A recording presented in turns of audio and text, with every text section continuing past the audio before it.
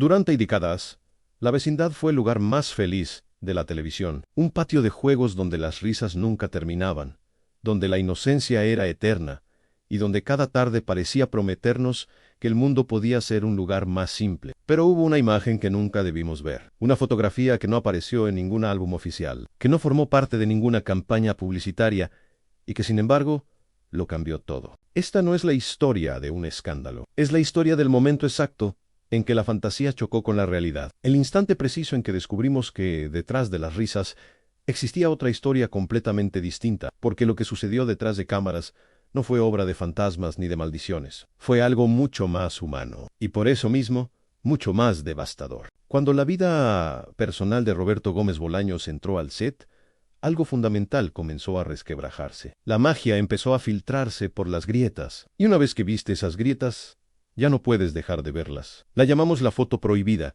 pero en realidad no se trata de una sola imagen. Es un conjunto de momentos capturados fuera de cámaras, instantes robados en viajes promocionales, en aeropuertos lejanos, en hoteles de ciudades extranjeras, fotografías donde las sonrisas parecían demasiado cómodas, demasiado íntimas, donde la cercanía ya no parecía actuación. Eran imágenes de Roberto Gómez Bolaños y Florinda Mesa juntos, muy juntos, en una época en que Roberto aún estaba casado con Graciela Fernández, la madre de sus 6 hijos. No hubo un momento de revelación dramática, no hubo portadas escandalosas ni conferencias de prensa tensas. La verdad se filtró lentamente, como el agua que encuentra su camino a través de las piedras on rumor aquí, una fotografía allá, una mirada incómoda capturada por alguna cámara distraída. Y de pronto, todos lo sabíamos, o al menos, todos lo sospechábamos. La doble vida no era solo de Roberto, era de todos nosotros, porque mientras él vivía entre 2 mundos, entre 2 familias, entre 2 versiones de sí mismo, nosotros también vivíamos en esa dualidad. Queríamos creer en la vecindad perfecta, mientras fingíamos no ver lo que sucedía detrás del telón. El set de El Chavo del Ocho se transformó sin que nadie dijera una palabra. Los cambios fueron sutiles al principio, imperceptibles para quienes no estaban allí todos los días. Pero quienes trabajaban en ese patio de vecindad, quienes conocían cada rincón de esos decorados, empezaron a notar algo diferente en el aire. Las miradas se volvieron más pesadas, los silencios más largos, y ciertos nombres comenzaron a mencionarse con más frecuencia en las reuniones creativas, mientras otros empezaron a desvanecerse. Florinda Mesa siempre había sido talentosa, nadie podía negarlo. Su doña Florinda era un personaje brillante, con capas de complejidad que iban mucho más allá de la comedia física. Pero ahora su presencia en el set adquiría un peso diferente. Ya no era solo una actriz más del elenco, era alguien cercano al creador, al muy cercano, y eso cambiaba las dinámicas de poder de formas que nadie podía ignorar. Carlos Villagrán había conocido a Florinda antes que Roberto.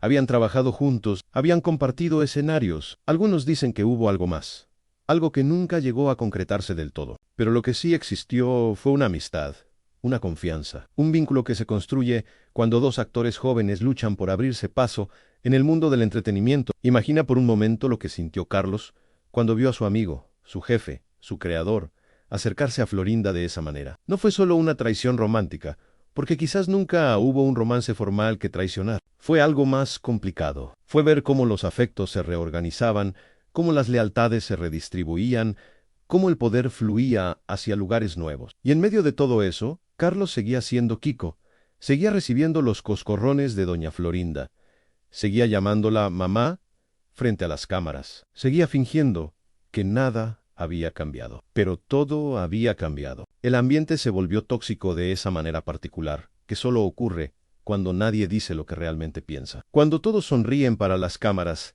pero evitan mirarse a los ojos en los descansos. Cuando las decisiones creativas dejan de sentirse creativas y empiezan a sentirse personales, Florinda comenzó a tener más líneas.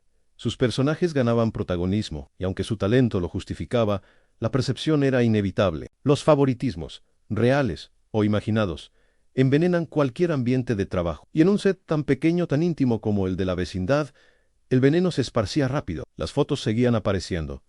Roberto y Florinda en Chile, en Argentina, en Colombia, siempre sonriendo, siempre juntos, siempre con esa familiaridad que ya no dejaba espacio para las dudas. Y mientras tanto, en México, Graciela Fernández criaba a 6 hijos prácticamente sola, esperaban, confiaba. O tal vez ya sabía, pero elegía no ver. Porque a veces es más fácil vivir en la negación que enfrentar una verdad que destruiría todo lo que has construido. La foto prohibida no fue prohibida porque alguien intentara ocultarla. Fue prohibida porque reveló lo que todos habíamos acordado silenciosamente ignorar. Rompió el pacto implícito entre el público y sus ídolos. Nos obligó a ver a Chespirito no como un genio intocable, sino como un hombre con debilidades, con deseos, con decisiones cuestionables. En 1978, Carlos Villagrán abandonó el programa. Oficialmente, fue por diferencias creativas, por desacuerdos sobre el rumbo de los personajes, por aspiraciones personales que ya no encajaban con el formato del show. Pero quienes estuvieron allí saben que la verdad era más compleja, más humana, más dolorosa. Carlos ya no podía seguir fingiendo. Ya no podía llamar mamá a Florinda mientras sabía que ella compartía la cama con Roberto. Ya no podía soportar las tensiones no dichas, los favoritismos evidentes, el clima irrespirable que se había apoderado de un lugar que alguna vez se sintió como familia. Kiko desapareció de la vecindad, y con él se fue una parte esencial de la magia. Un año después, Ramón Valdés también se marchó. Don Ramón, el alma de la vecindad, el personaje que todos amaban con una ternura casi filial, su salida fue un golpe devastador para el programa, porque don Ramón no era solo un personaje cómico, era el corazón humano de ese universo. Era quien nos recordaba que detrás de la pobreza y las risas había dignidad. Las razones oficiales hablaron de salarios, de reconocimiento, de oportunidades en otros países.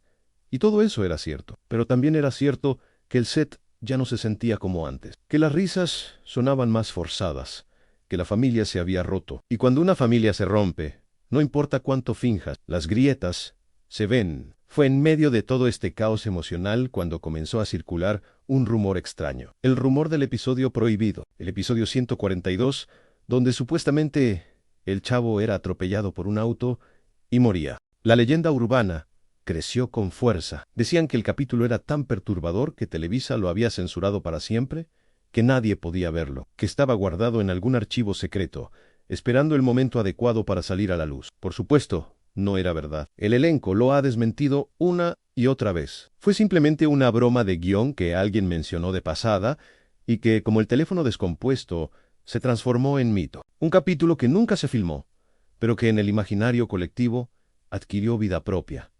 Pero aquí está lo interesante. El mito del episodio prohibido no surgió de la nada. Surgió precisamente en esta época de fracturas y tensiones, cuando las peleas eran reales, cuando las fotografías revelaban secretos, cuando los conflictos detrás de cámaras empezaban a filtrarse hacia el público. La gente necesitaba una explicación para el cambio que sentían en la pantalla, para esa sensación de que algo se había perdido, de que la magia ya no era la misma. Y en ausencia de respuestas claras, construyeron sus propias historias, historias de episodios malditos, de muertes ficticias, de tragedias ocultas, porque es más fácil creer en una maldición que aceptar que las personas que amamos son imperfectas, que toman decisiones egoístas, que lastiman a otros en la búsqueda de su propia felicidad. El público comenzó a notarlo sin saber exactamente qué estaba notando. Los episodios seguían siendo graciosos, las actuaciones seguían siendo sólidas, pero algo fundamental había cambiado. La vecindad ya no se sentía igual. Era como regresar a la casa de tu infancia, años después, y descubrir que se siente más pequeña. Los mismos muebles, las mismas paredes, pero la magia se ha ido porque tú has cambiado. Porque ya no puedes ver ese lugar con ojos inocentes. El Chavo del Ocho continuó durante años después de las salidas de Carlos y Ramón. Hubo nuevos personajes, nuevas dinámicas, nuevos intentos de recuperar la frescura original. Pero nunca fue lo mismo. No podía serlo. Porque cuando pierdes piezas fundamentales de un rompecabezas, por más que trates de completarlo con nuevas piezas, la imagen nunca queda igual. Quedan espacios vacíos, siluetas de lo que solía estar ahí, recordatorios constantes de lo que se perdió. El precio de la doble vida se pagó lentamente, no en un momento dramático de revelación, sino en 1000 pequeños momentos de incomodidad, en miradas evitadas, en silencios tensos, en amistades que se desvanecieron como humo. En 1979, Roberto Gómez Bolaños se divorció oficialmente de Graciela Fernández. Después de más de 2 décadas de matrimonio, después de 6 hijos, después de haber construido un imperio del entretenimiento juntos, todo terminó. Los papeles se firmaron, las propiedades se dividieron, las vidas se separaron, y Roberto pudo finalmente vivir abiertamente con Florinda Mesa. Ya no tenían que esconderse, ya no tenían que fingir en público lo que ya era evidente para todos. La doble vida había terminado. Pero el daño ya estaba hecho. La relación entre Roberto y Florinda duraría décadas. Se casarían en 2004, después de más de 20 años juntos, y por todos los testimonios, fue una relación genuina, profunda, llena de complicidad creativa y afecto real. Florinda estaría a su lado hasta el final, hasta que Roberto murió en 2014, dejándola como guardiana de su legado. Pero el inicio de esa historia de amor coincidió con el fin de otra historia. La historia de una familia, la historia de un elenco que se sentía como familia, la historia de una inocencia que, una vez perdida, nunca pudo recuperarse. Carlos Villagrán pasaría años peleando por los derechos de Kiko, batallas legales que se extenderían por décadas, entrevistas donde hablaría de traiciones, de injusticias, de promesas rotas. Nunca volvió a trabajar con Roberto. La amistad que alguna vez compartieron quedó enterrada bajo capas de resentimiento y dolor. María Antonieta de las Nieves, la Quelendrina, también libraría sus propias batallas legales. Quería seguir interpretando su personaje fuera del programa, quería llevar a la Chilindrina a nuevos proyectos, a nuevas audiencias. Roberto se opuso, los abogados se involucraron. Los tribunales tuvieron que decidir quién tenía derechos sobre un personaje que María Antonieta había interpretado durante años. Estas peleas no eran solo sobre dinero o derechos de autor, eran sobre algo más profundo. Eran sobre sentirse valorado, sobre recibir reconocimiento por años de trabajo, sobre no ser descartable en el imperio que ayudaste a construir. Ramón Valdés eventualmente regresó al programa en 1981, después de 2 años de ausencia, pero ya no era lo mismo. Él tampoco era el mismo. La dinámica había cambiado irrevocablemente, y cuando Ramón murió en 1988, se llevó consigo la última conexión auténtica con la era dorada de la vecindad. La foto prohibida no destruyó el Chavo del Ocho. El programa continuó, tuvo éxito, se vendió a docenas de países, generó millones en merchandise, creó un legado cultural que perdura hasta hoy, décadas después de que dejara de producirse. Pero esa foto reveló algo que ya estaba roto. Mostró las fracturas que existían bajo la superficie. Obligó a todos a reconocer que la vecindad perfecta solo existía en la pantalla, que detrás de cámaras las personas eran complejas, egoístas, capaces de lastimar a quienes decían amar. No hubo fantasmas. En el set de El Chavo del Ocho no hubo maldiciones ni episodios sobrenaturales. Lo que hubo fue algo mucho más común y mucho más triste. Hubo egos, hubo secretos, hubo relaciones que cruzaron líneas que no debieron cruzarse, hubo decisiones humanas con consecuencias humanas. Hubo un hombre que tuvo que elegir entre su familia y su pasión. Hubo una mujer que esperó años manteniendo una apariencia de normalidad mientras su matrimonio se desmoronaba. Hubo actores que sintieron que su lealtad y su talento no fueron suficientes para mantener un lugar en la mesa. Hubo traiciones pequeñas que se acumularon hasta volverse insoportable. Hubo palabras que nunca se dijeron y que dejaron heridas que nunca sanaron. La vecindad era una metáfora perfecta, un pequeño espacio cerrado donde diferentes personalidades tenían que convivir, donde los conflictos estallaban por las razones más absurdas, donde todos se conocían demasiado bien y por eso mismo sabían exactamente cómo herirse. En la pantalla, esos conflictos se resolvían en 30 minutos. El Chavo terminaba aprendiendo una lección. Don Ramón encontraba una manera de sobrevivir otro día. Kiko recibía su merecido, y todos volvían a ser amigos para el siguiente episodio. Pero en la vida real, los conflictos no se resuelven tan fácilmente. Las heridas no sanan con un fundido a negro, y las familias, una vez rotas, rara vez vuelven a ser lo que eran. Hoy, cuando vemos los episodios clásicos de El Chavo del Ocho, vemos algo diferente. Vemos las sonrisas y sabemos que esconden tensiones. Vemos a Donna. Vemos a Don Ramón bromear con Chespirito y sabemos que esa amistad también terminaría en desacuerdos y distancia. La inocencia se rompió. No solo para el elenco, sino para nosotros. Porque una vez que conoces la historia detrás de la historia, ya no puedes ver las cosas de la misma manera. Y tal vez eso sea inevitable. Tal vez crecer siempre implica perder algo de magia. Descubrir que nuestros héroes son humanos, que nuestros lugares favoritos pueden ser escenarios de dolor, que las risas pueden coexistir con el sufrimiento. La foto prohibida nos mostró eso, nos arrancó el velo de la inocencia y nos obligó a ver la realidad. Una realidad donde el amor puede ser egoísta, donde las decisiones personales tienen consecuencias colectivas, donde incluso los lugares más felices pueden quebrarse desde dentro. Roberto Gómez Bolaños fue un genio. Eso nadie lo discute. Creó un universo que trascendió fronteras, idiomas y generaciones.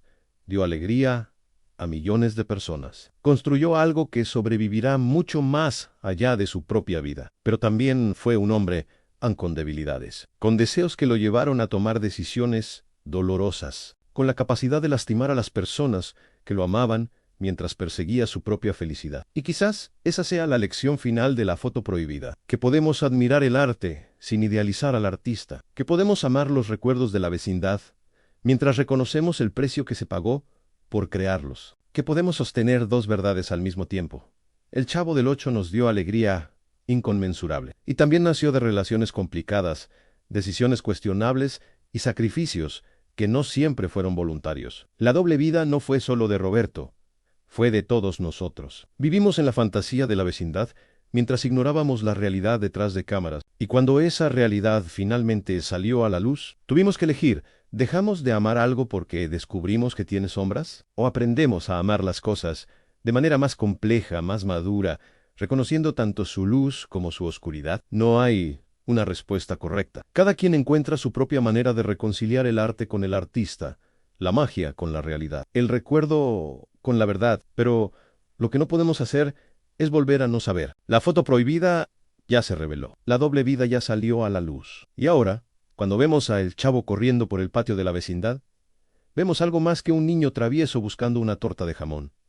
Vemos el precio de la creación, el costo de la grandeza, la complejidad de las relaciones humanas cuando el poder, el amor y la ambición se entrelazan. Vemos que incluso en los lugares más felices de la televisión existen historias que nunca nos contaron, silencios que guardaban secretos, acuerdos tácitos de no hablar de lo que todos sabían. Y vemos que las risas, por más auténticas que suenen, no siempre cuentan toda la historia, porque detrás de cada carcajada que el Chavo del Ocho nos regaló, existía un set donde las relaciones se complejizaban, donde los afectos se reorganizaban, donde las personas tenían que elegir entre lealtades contradictorias. La vecindad nunca fue solo un decorado, fue un microcosmos de las complejidades humanas, un espejo de nuestras propias vidas, donde la comedia y el drama coexisten, donde las risas pueden esconder lágrimas, y donde los finales felices a veces solo existen en la ficción. Entonces, ¿fue una historia de amor que simplemente ocurrió en el momento equivocado? ¿O fue el inicio del fin de algo que pudo haber sido eterno si las cosas hubieran sido diferentes? Tal vez ambas cosas sean ciertas. Tal vez la vida sea así de complicada. Tal vez no existan los villanos ni los héroes, solo personas tratando de encontrar su felicidad en un mundo que rara vez nos permite tenerlo todo. Lo que sí sabemos es esto: hubo una foto, o varias fotos, imágenes que revelaron una verdad que todos sospechaban, pero nadie quería confirmar. Y esas fotos cambiaron algo fundamental. No destruyeron el legado del Chavo del Ocho, pero lo complejizaron. Le añadieron capas de significado que nunca tuvieron que estar ahí. Y ahora, cada vez que volvemos a ver esos episodios clásicos, llevamos ese conocimiento con nosotros, como una maleta que no podemos dejar, como una sombra que acompaña cada risa, porque esa es la naturaleza de las verdades incómodas. Una vez que las conoces, cambian para siempre la manera en que ves el mundo, y no puedes elegir volver a la inocencia. Solo puedes elegir ¿qué hacer con el conocimiento? La foto prohibida nos enseñó que mirar detrás de las risas tiene un precio, el precio de la complejidad, el precio de ver a nuestros ídolos como humanos, el precio de reconocer que las historias que amamos pueden tener orígenes complicados, pero también nos dio algo valioso. Nos dio una visión más completa, más honesta, más real, porque al final la verdad siempre es mejor que la fantasía, aunque duela, aunque complique, aunque nos quite algo de magia, porque solo cuando aceptamos toda la historia, con sus luces y sus sombras, podemos realmente entender el legado de algo tan grande como el Chavo del Ocho, y tal vez, solo tal vez, podamos seguir amándolo. No a pesar de sus imperfecciones, sino incluyéndolas, reconociendo que fue creado por personas reales, con vidas reales, con decisiones reales, que tuvieron consecuencias reales. La vecindad sigue ahí, en los archivos de Televisa y en plataformas de streaming. Los episodios siguen siendo graciosos, los personajes siguen siendo entrañables, el legado sigue siendo inmenso, pero ahora sabemos que detrás de todo eso, hubo un precio, hubo relaciones que se rompieron, hubo decisiones que lastimaron, hubo una foto que reveló más de lo que nadie quería ver, porque hay algo que necesitamos entender sobre las leyendas. No nacen de la nada, se construyen sobre fragmentos de verdad, sobre rumores que tienen raíces reales, sobre silencios que gritan más fuerte que cualquier confesión. Y el Chavo del Ocho se convirtió en leyenda mucho antes de que alguien planeara que lo fuera. Piensa en esto por un momento. Durante Ecos, millones de niños crecimos viendo esos episodios sin saber absolutamente nada de lo que sucedía detrás de cámaras. Para nosotros, la vecindad era real. Los personajes eran amigos de verdad. Y Chespirito era una especie de mago benevolente que nos regalaba 30 minutos de felicidad pura cada semana. No teníamos acceso a Internet. No había redes sociales donde los actores pudieran compartir su vida personal. No existían los documentales detrás de cámaras ni las entrevistas reveladoras. Todo lo que teníamos era la pantalla. Y en esa pantalla todo parecía perfecto. Pero los adultos siempre supieron. Leían las revistas de espectáculos, donde se insinuaban cosas sin decirlas directamente. Escuchaban los chismes en las peluquerías y los cafés, notaban cuando ciertos actores dejaban de aparecer juntos en eventos públicos. Veían las fotos de Roberto y Florinda en viajes internacionales y conectaban los puntos. Los adultos sabían, pero no nos lo decían. Porque, ¿cómo le explicas a un niño que su programa favorito está construido sobre relaciones complicadas? ¿Cómo le dices que las personas que ríen juntos en la pantalla quizás ya no se hablan fuera de ella? Así que mantuvieron el secreto. Nos dejaron vivir en la inocencia. Y tal vez eso fue un acto de bondad. O tal vez fue simplemente más fácil que enfrentar verdades incómodas. Pero los secretos tienen una manera de filtrarse, como el agua que encuentra cualquier grieta, por pequeña que sea. Y eventualmente todos crecimos lo suficiente para empezar a hacer preguntas. ¿Por qué Kiko desapareció de repente? ¿Por qué Don Ramón se fue y luego volvió, pero ya nunca fue igual? ¿Por qué algunos actores del elenco original hablaban maravillas de Chespirito, mientras otros apenas mencionaban su nombre? Las respuestas llegaron lentamente en fragmentos. Una entrevista a Kian, un libro de memorias allá, declaraciones en programas de televisión donde los filtros empezaban a caerse y las verdades incómodas comenzaban a salir. Carlos Villagrán, años después de su salida, hablaría abiertamente sobre cómo se sintió traicionado, no solo por Roberto, sino por todo el sistema que se había creado alrededor del programa. Habló de cómo su personaje fue tan exitoso que empezó a dar giras por toda Latinoamérica, llenando estadios, generando millones. Y como a pesar de ese éxito, sentía que no recibía el reconocimiento ni la compensación que merecía. Pero más allá del dinero, lo que más le dolía era algo más personal. La sensación de que la amistad que creyó tener con Roberto nunca había sido tan real como pensaba, que al final todo se reducía a una relación de poder. Jefe y empleado, creador y actor. Y cuando esa dinámica chocó con relaciones personales más complejas, el que perdió fue el A. María Antonieta de las Nieves. También compartiría su versión años después. Habló de cómo la Chilindrina se convirtió en parte de su identidad, de cómo ese personaje la definió de maneras que ni siquiera podía explicar completamente, y de cómo cuando quiso seguir interpretándola fuera del universo de Chespirito, se encontró con muros legales que parecían diseñados para recordarle que ella no era dueña de su propio rostro. Imagina eso por un momento. Interpretar un personaje durante décadas. Darle vida con tu voz, tus gestos, tu energía. Convertirte en ese personaje ante los ojos de millones. Y luego descubrir que legalmente ese personaje no te pertenece. Que alguien más tiene el poder de decirte cuándo puedes y cuando no puedes ser quien el mundo te reconoce como. Esas batallas legales no fueron solo sobre contratos y cláusulas, fueron sobre identidad, sobre quién tiene derecho a decidir sobre el trabajo de tu vida, y sobre cómo las relaciones de poder pueden convertir algo hermoso en algo amargo. Ramón Valdés fue tal vez el caso más triste de todos, porque cuando regresó al programa en 1981, todos intentaron fingir que nada había cambiado, que don Ramón podía simplemente volver a su barril, a su escalera, a su vida de siempre. Pero algo fundamental se había roto. En las entrevistas de esa época, si prestas atención, puedes ver algo en los ojos de Ramón. Una tristeza que no estaba ahí antes, una resignación. Como si supiera que había regresado a un lugar que ya no era su hogar, pero no tenía muchas otras opciones. Porque eso es lo que el poder hace. Te pone en posiciones donde tienes que elegir entre tu dignidad y tu sustento, entre tus principios y tus necesidades. Y no siempre ganan los principios. Ramón murió en 1988, antes de que el programa terminara oficialmente. Y hay algo profundamente simbólico en eso. Como si don Ramón, el corazón de la vecindad, no pudiera sobrevivir fuera de ella. Como si el personaje y el actor se hubieran fusionado de tal manera que cuando uno se quebró, El otro no pudo seguir adelante. Su funeral fue multitudinario. Miles de personas salieron a las calles para despedirlo. Lloraron por don Ramón como si hubieran perdido a un familiar. Y en cierto sentido, lo habían hecho porque para generaciones enteras, don Ramón era familia. Era el padre, el abuelo, el vecino querido que siempre tenía una sonrisa a pesar de las dificultades. Pero muy pocos de esos dolientes sabían sobre las tensiones detrás de cámaras, sobre las salidas y los regresos, sobre las decisiones que Ramón tuvo que tomar cuando el set dejó de sentirse como un espacio seguro.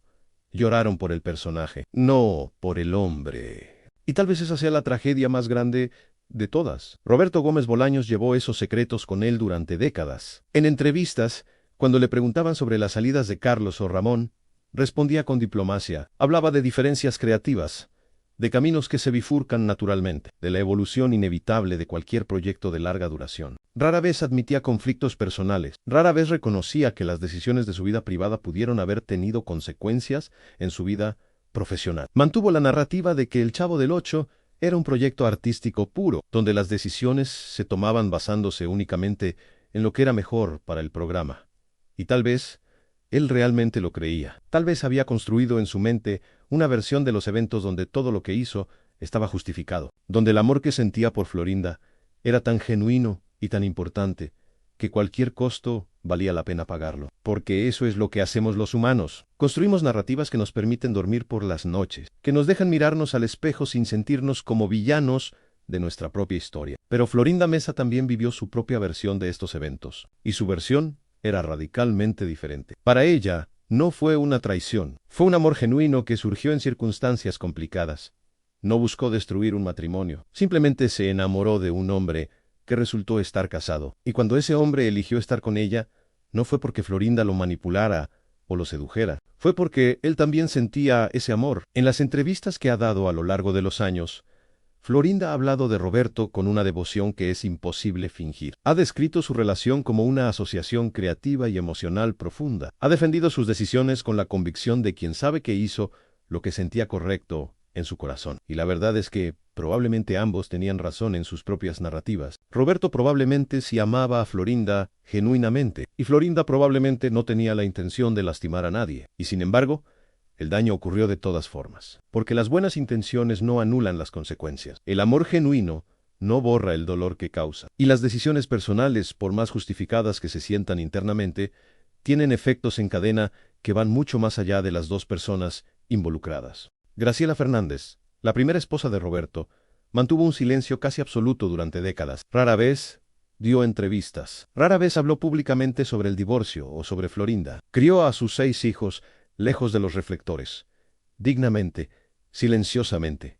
Y ese silencio dice más que 1000 palabras, porque habla de una mujer que eligió no participar en la narrativa pública, que se negó a convertirse en la villana despechada o en la víctima llorosa que los medios tanto aman. Simplemente vivió su vida, cuidó a sus hijos y dejó que Roberto viviera la suya. Pero ese silencio también tiene un peso, porque nos deja preguntándonos, ¿qué habría dicho si hubiera querido hablar? ¿Qué versión de los eventos habría compartido? ¿Qué dolor guardó en privado mientras el mundo celebraba el amor entre Roberto y Florinda? Los hijos de Roberto y Graciela también guardaron silencio en su mayoría. Algunos siguieron carreras en el entretenimiento, trabajando con su padre, manteniendo relaciones cordiales con Florinda. Otros se alejaron completamente de los reflectores. Pero en entrevistas ocasionales, en comentarios casuales, puedes detectar matices. Lealtades divididas, amor por el padre mezclado con dolor por la madre, aceptación de Florinda combinada con el recuerdo de lo que su llegada significó para su familia original. Porque los hijos de divorcios complicados siempre quedan atrapados en el medio, obligados a amar a personas que se lastimaron entre sí, forzados a navegar relaciones que nunca pidieron tener que gestionar. Y mientras todo esto sucedía en la vida real, El Chavo del Ocho seguía emitiéndose, seguía siendo exportado a nuevos países, seguía ganando nuevas generaciones de fans que no sabían nada de nada, que solo veían las risas y la inocencia. Y eso es lo más extraño de todo, que el programa continuó siendo puro para quienes no conocían la historia detrás, que millones de niños siguieron creciendo con el Chavo como su compañero de tardes, que la magia funcionó a pesar de todo lo demás, porque el arte tiene esa capacidad de trascender las circunstancias de su creación, de existir independientemente de las vidas complicadas de quienes lo crearon. Puedes disfrutar una canción sin saber que el músico era una persona terrible. Puedes amar una película sin conocer los abusos que ocurrieron en el septiembre. Puedes reírte con un programa de televisión sin tener idea de las tensiones detrás de cámaras. Y no está mal hacerlo. No eres cómplice de nada por amar algo que fue creado en circunstancias imperfectas. Porque prácticamente todo lo que amamos fue creado por humanos. Y los humanos son imperfectos por naturaleza. Pero cuando conoces la historia completa, tu relación con ese arte cambia. No necesariamente para peor, solo cambian, se vuelve más compleja, a más adulta, más consciente. Es como cuando descubres que la canción favorita de tu infancia en realidad habla de temas muy adultos que no entendías entonces. No deja de ser tu canción favorita, pero ahora la escuchas con diferentes oídos, con una comprensión más profunda. El Chavo del Ocho es eso para muchos de nosotros ahora. Seguimos amándolo. Seguimos citando sus frases. Seguimos riéndonos cuando don Ramón intenta escapar del señor Barriga. Seguimos sintiendo ternura cuando el Chavo busca desesperadamente una torta de jamón. Pero ahora también sabemos que Carlos Villagrán probablemente estaba genuinamente incómodo en algunas de esas escenas con Florinda. Sabemos que Ramón Valdés regresó al programa no porque quisiera, sino porque lo necesitaba. Sabemos que cada sonrisa en pantalla coexistía con tensiones fuera de ella. Y ese conocimiento no arruina el programa. Solo lo hace más humano, más real, más honesto en su complejidad. Las fotos que llamamos prohibidas nunca fueron realmente prohibidas. Circularon en revistas de espectáculos de la época. Algunas todavía existen en archivos digitales. Puedes buscarlas si quieres. Ver a Roberto y Florinda juntos en esos viajes internacionales, sonriendo para la cámara, claramente cómodos el uno con el otro. No hay nada escandaloso en las imágenes en sí, han solo dos personas tomadas de la mano, compartiendo una cena, mirándose de cierta manera. Lo prohibido no era la fotografía, era lo que representaba Anne, el secreto a voces. La verdad que todos conocían, pero nadie mencionaba oficialmente. La grieta en la fantasía perfecta que todos queríamos mantener intacta. Y cuando esas fotos circularon, forzaron una conversación que nadie quería tener. Obligaron al público a decidir, ¿seguimos fingiendo que no vemos? ¿O reconocemos que nuestros ídolos son humanos con vidas complicadas? La respuesta, como siempre, fue complicada. Algunos fans eligieron el rechazo. Dejaron de ver el programa. Sintieron que la traición de Roberto a su familia era imperdonable, que no podían seguir apoyando a alguien que había lastimado a una esposa y 6 hijos. Otros eligieron la separación. Decidieron que el Roberto padre y esposo era diferente del Chespirito creador, que podían desaprobar las decisiones personales del hombre mientras seguían amando el trabajo del artista. Y otros simplemente no les importó. Para ellos, la vida privada de Roberto era exactamente eso, en privada. Lo que importaba era lo que veían en pantalla. Guay en pantalla.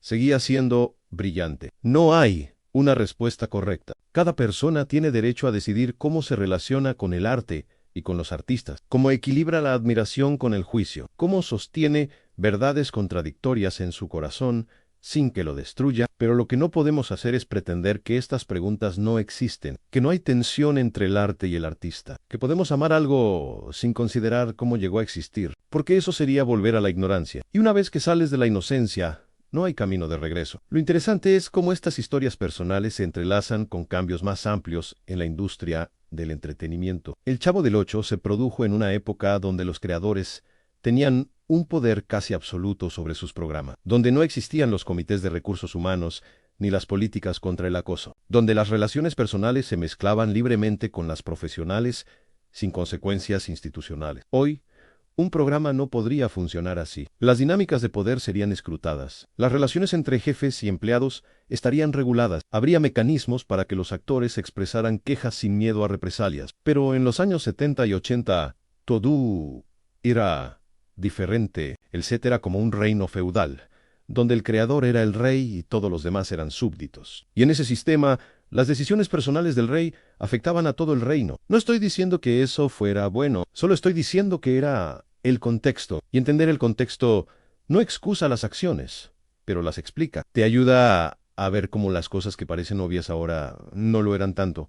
Entonces, Roberto probablemente nunca pensó que estaba abusando de su posición de poder. Probablemente creía genuinamente que sus decisiones creativas estaban separadas de su vida personal, que podía estar enamorado de Florinda y aún así ser justo con el resto del elenco. Pero el poder no funciona así.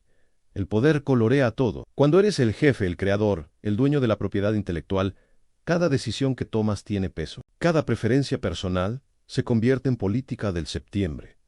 Cada relación íntima cambia dinámicas profesionales, y quienes están en posiciones de menos poder lo sienten. Carlos lo sintió.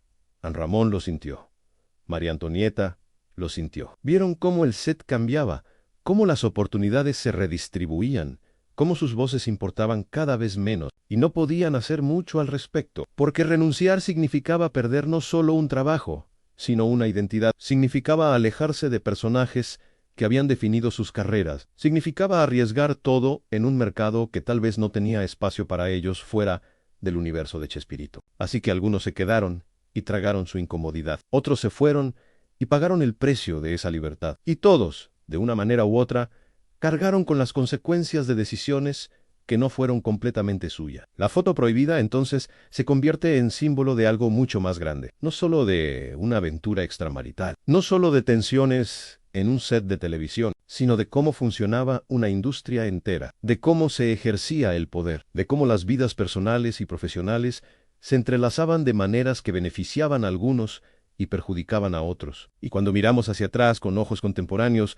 podemos ver todo eso con más claridad. Podemos nombrar dinámicas que entonces no tenían nombre. Podemos señalar injusticias que entonces eran simplemente así son las cosas. Pero también tenemos que tener cuidado de no caer en la trampa del presentismo, de no juzgar personas del pasado exclusivamente con valores del presente, porque todos somos productos de nuestro tiempo, y todos hacemos lo mejor que podemos con las herramientas y la conciencia que tenemos disponibles. Roberto fue un producto de su época, brillante, talentoso, visionario, y también limitado por las normas y expectativas de su tiempo. Hizo cosas que admiramos y cosas que cuestionamos, como todos, como cualquiera. La diferencia es que él lo hizo frente a millones de espectadores. Su legado es público, sus errores también, y eso lo hace vulnerable de maneras que la mayoría de nosotros nunca experimentaremos. Hoy, Roberto Gómez Bolaños ya no está aquí para defender sus decisiones o explicar su versión. Murió en 2014, dejando un legado complejo que seguimos desenredando. Florinda Mesa sigue siendo la guardiana de ese legado. Administra los derechos. Decide qué proyectos se aprueban. Defiende la memoria de Roberto con la ferocidad de quien amó profundamente y perdió mucho. Y los demás actores también han seguido adelante. Algunos con más éxito que otros. Algunos con más paz que otros. Todos cargando sus propias versiones de lo que fue. El Chavo del Ocho, sus propias verdades que no siempre coinciden con las verdades de otros. Y tal vez esa sea la lección más importante de todo esto, que no hay una sola verdad, que cada persona involucrada experimentó estos eventos de manera diferente, que lo que para uno fue amor verdadero, para otro fue traición, que lo que para uno fue una decisión creativa necesaria, para otro fue favoritismo injusto. Todas esas verdades pueden coexistir, todas pueden ser válidas desde la perspectiva de quien las vivió, y ninguna de ellas cuenta la historia completa. La historia completa es un mosaico, está hecha de fragmentos de todas estas perspectivas, de las fotos que circularon y las que nunca se tomaron, de las palabras que se dijeron y las que se callaron, de las decisiones que se tomaron y las que se evitaron. Y en el centro de ese mosaico, todavía existe el Chavo del Ocho, tan imperfecto en su creación, brillante en su ejecución, amado por millones a pesar de todo lo demás. Porque al final, eso es lo que perdura, no los chismes ni los escándalos, no las peleas legales ni las tensiones del septiembre, sino los momentos de alegría pura que el programa nos dio, las risas que generó, los recuerdos que creó, y tal vez eso sea suficiente. ¿Fue una historia de amor o el inicio del fin? Tal vez fue ambas cosas. Tal vez el amor y la destrucción no son opuestos sino compañeros. Tal vez cada creación requiere cierta destrucción. Y tal vez el precio de la grandeza es siempre más alto de lo que anticipamos cuando comenzamos a pagarlo. Lo que sé es esto. La foto prohibida existió. Lo que representaba era real. Y las consecuencias de esa realidad aún resuenan hoy.